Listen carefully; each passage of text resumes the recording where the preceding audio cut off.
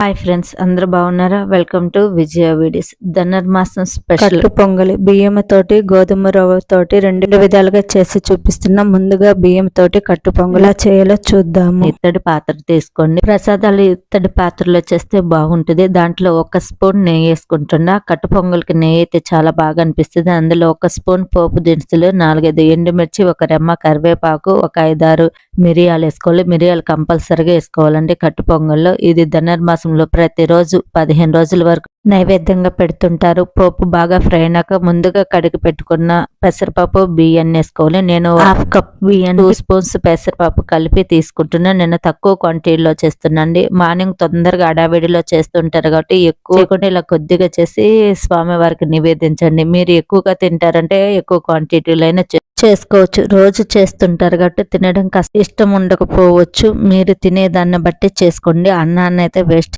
చేయకూడదు. నెయ్యిలో ఫ్రై చేయటం వల్ల రైస్ తొందరగా ఉడుకుతుంది. నేను 4 కప్పుల వరకు వాటర్ తీసుకుంటున్నాను. 1/4 కప్పు రైస్ బియ్యానికి కలిపి తక్కువ క్వాంటిటీలో బియ్యం తీసుకున్నప్పుడు నీళ్లు కాస్త ఎక్కువగానే తీసుకోవాలి. పొంగలన్న మెత్తగా ఉడకాలి కాబట్టి ఆ మాత్రం వాటర్ అయితే పడతాయి. రుచికి తగినంత ఉప్పు వేసుకొని మూత పెట్టుకుని అన్నాన్ని ఉడికించుకోవాలి. ఇలా అన్నం పొంగొచ్చినాక మూత తీసి మీడియం మంట మీద ఉడికించుకోవాలండి. వెంటనే మూత పెట్టినామనుకో అంతా పొంగిపోతుంది. మీరు కుక్కర్లో అయినా ఫాస్ట్గా చేసుకోవచ్చు. క్వాంటిటీలో రైస్ చేసుకోవాలనుకుంటే కుక్కర్ పెద్దగా ఉంటే కాస్త లేటే అవుతుంది. ఇలా అన్నాన్ని మెత్తగా ఉడికించుకొని మధ్య మధ్యలో కలుపుకుంటూ ఉండాలి. ఈ ధనుర్మాసంలో కట్టు పొంగలి ఎక్కువగా తినాలి.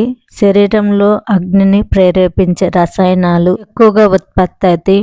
మార్నింగే మనకు కడుపులో బాధగా మంటగా ఆకలి వేస్తున్నట్టు ఉంటుంది. ఈ పొంగలి తినటం వల్ల అది తగ్గుతుంది. ఇందులో మిరియాలు నెయ్యి వేసి అది మనం తినటం వల్ల ఆ అగ్ని తత్వాన్ని తగ్గిస్తుందండి. ఇలా మెత్తగా ఉడికించుకొని మధ్య మధ్యలో కలుపుకుంటూ మెత్తగా పొంగల్ చేసుకోవాలి. ఇలా ఒక ప్లేట్లో తీసుకుంటున్నా. ఎంతో టేస్ట్ అయినా ఫాస్ట్ గా చేసే పొంగలి రెడీ. మీరు కావాలనుకుంటే పప్పు రైస్ ను ఒకసారి కలిపి ఉడకపెట్టుకుని తర్వాత అయినా పోపు పెట్టుకోవచ్చు. అది కాస్త టైం ఎక్కువ పట్టుద్ది. ఇలాగానే చేసుకుంటే తొందరగా అవుతుంది. మార్నింగ్ ఎటువంటి అడావిడి లేకుండా స్వామివారికి నివేదించి ప్రశాంతంగా పూజ చేసుకోవచ్చు. మీకు ఈ వీడియో నచ్చితే లైక్ చేయండి. మీ ఫ్రెండ్స్ అండ్ ఫ్యామిలీ మెంబర్ కి షేర్ చేయండి. ఇప్పుడు సెకండ్ రెసిపీ గోధుమ రవ్వతోటి కట్టు పొంగలి ఎలా చేయాలో చూద్దాము. చాలా రుచిగా ఉంటుంది. ఫాస్ట్గా కూడా చేయొచ్చండి. ఇప్పుడు అది ఎలా చేయాలో చూద్దాము. ఒక పాత్రలో 1/2 కప్పు వరకు పెసరపప్పు తీసుకున్న శుభ్రం కడుక్కొని అందులో 1 లీటర్ వరకు నీళ్లు పోసుకోవాలి. పప్పు మెత్తగా ఉడికేంత వరకు ఉడికించుకోవాలండి. పప్పు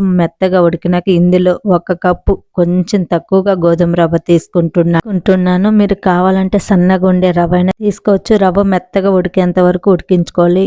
మధ్య మధ్యలో కలుపుకుంటూ అడుగంటకుండా ఉడికించుకోవాలి. బియ్యంతో పోల్చుకుంటే గోధుమ రవ్వ తొందరగా ఉడుకుతుంది. ఇలా మెత్తగా ఉడికించుకొని పక్కన పెట్టుకోవాలి. దీనికి పోపు పెట్టడానికి ఒక కడాయిలో 2 స్పూన్స్ నెయ్యి వేసుకుని అందులో 1 స్పూన్ పోపు దినుసులు, 4-5 ఎండుమిర్చి, 6-7 దాకా జీడిపప్పులు వేసుకోవాలి. 1 రెమ్మ కరివేపాకు, కొంచెం మిరియాలు వేసుకొని బాగా ఫ్రై చేసుకోవాలి. జీడిపప్పులు మాడిపోకుండా ఇలా పోపు బాగా ఫ్రై అయినాక ముందుగా ఉడికించుకున్న గోధుమ రవ్వలు వేసుకొని బాగా కలుపుకొని స్వామివారికి నివేదించవచ్చు. మీరు కావాలంటే పైనుండి ఇంకాస్త నెయ్యి కూడా వేసుకున్నా బాగుంటుంది. నేను 2 విధాలుగా చేసి చూపించిన. మీకు ఏది ఈజీగా ఉంటే ఆ విధంగా చేసుకొని పెట్టండి. ఇది ఏ ఫెస్టివల్ కైనా చేసుకోవచ్చు. మీకు ఈ వీడియో నచ్చితే లైక్ చేయండి, షేర్ చేయండి, సబ్స్క్రైబ్ చేసుకోండి.